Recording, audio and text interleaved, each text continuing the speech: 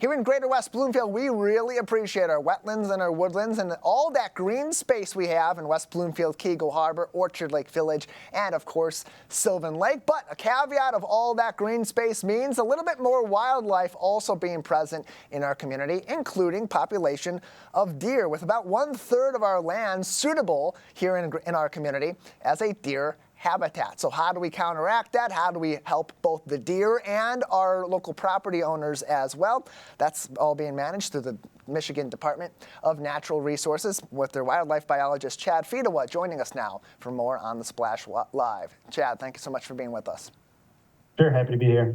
Happy to have you on to talk about this because it's something that maybe we're not necessarily seeing being a big problem right now in Greater West Bloomfield with higher populations of deer all throughout our community. But as the weather warms and they start to roam and get out and about more often, we're going to see a lot more of them in our community. So what sets up Greater West Bloomfield for being sort of a hotbed in Oakland County for large populations of deer roaming around? As you mentioned, there's a lot of good habitat and green space for them. And no surprise, in this area, urbanization, expansion, has happened a lot since the 1960s. Back then, there weren't a lot of deer in the southern lower peninsula, but over time we have seen deer numbers increase, and particularly in urban and suburban areas, mainly in the last 10 to 15 years, where we're starting to see some negative impacts due to overabundance in some areas. So deer have adapted and adjusted to living around people. Like we mentioned, there's plenty of food sources, sometimes human-assisted.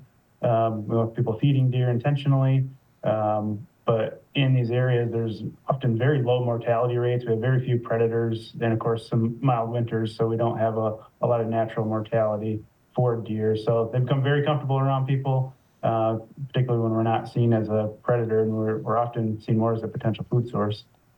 And so as that happens and these deer find local areas to be viable places to habitat and also to find and graze for that food, what sort of challenges does that bring up for our local communities, and not just managing this wildlife from a safety standpoint, but the ways that it impacts that wildlife, the additional wildlife in our local area? Sure. So you have to remember that we do have, our deer they have evolved as a prey species. So, they're programmed to reproduce a lot of offspring, and, with most predators eliminated from the landscape, legal regulated hunting has been the tool for helping manage deer populations in the state in the last 75 to 100 years. So, in general, that's worked pretty well in rural areas to kind of maintain the population to a more suitable status based on the habitat that's available to support them. But it's become a challenge in urban areas due to safety concerns around hunting. So a lot of communities have historic ordinances that prevent hunting or the use of firearms and archery equipment. So as deer abundance in these areas continue to grow and impact the landscape around them, communities have been looking for options and potentially removing some of those restrictions and opening up areas to legal regulated hunting, is that still the tool of choice for managing deer populations. And urban archery hunting can be done safely, and we do have examples of that across the state. And Chad, we know that in Greater West Bloomfield, we value the wildlife, West Bloomfield Township and the Tri-Cities equally, and the population of our community, our residents, also love to look out their window and see the deer. But as they're seeing these increased populations, and you mentioned it, hunting in a residential area on public or private land is not permitted in West Bloomfield or in our Tri-Cities in the Greater West Bloomfield community. So what are some other ways that landowners in our community can help to manage the deer population outside of, as you mentioned, hunting, which is a highly effective tool used in other places? And so for starters, having people not intentionally feeding deer, we like to watch them, we like to see them in our backyards, but intentionally feeding deer can artificially congregate deer. That can cause some health issues for deer if there's any diseases present in that herd.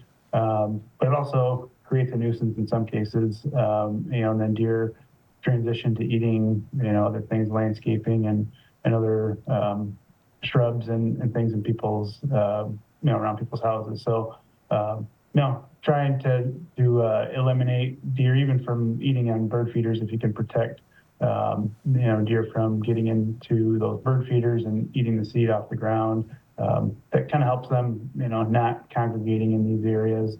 There are some more, and there's nothing that's truly deer resistant as far as landscaping, but there are certain species of plants and shrubs that are less tolerant for deer, so they may not be as likely to browse on those. So there are a list of those things you can find online as well. It is important to develop some level of tolerance to these deer. I mean, they're not going away. We've created a perfect environment for them. It's got a good, safe habitat for them, available food. It's really created a good situation for them in a lot of places.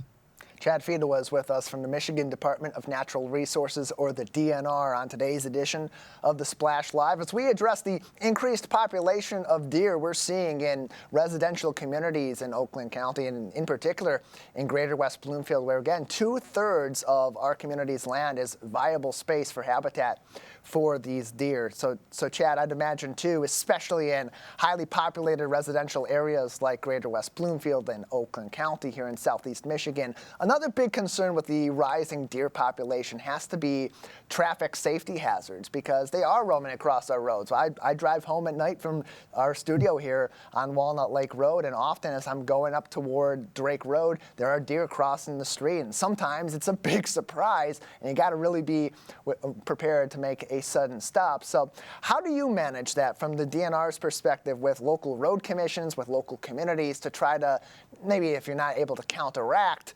the hazards that come from deer, help to increase the awareness of that, or maybe even prevent some of these accidents in partnership with our road authorities? Yeah, so obviously, we do have some road commissions will put up signage in areas where they have, high car deer vehicle collisions. But yeah, in absence of, some tool or regulated hunting to try to minimize those deer on the landscape, it is quite a challenge. We do have,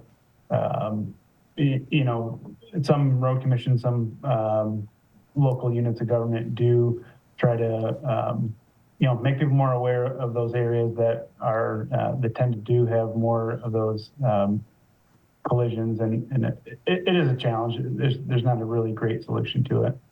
And so lastly, Chad, what is your message for residents in our community in terms of their ability to stay informed on ways that they can help manage the deer population in our community, along with our partners from West Bloomfield Parks, from the Michigan DNR, and other organizations?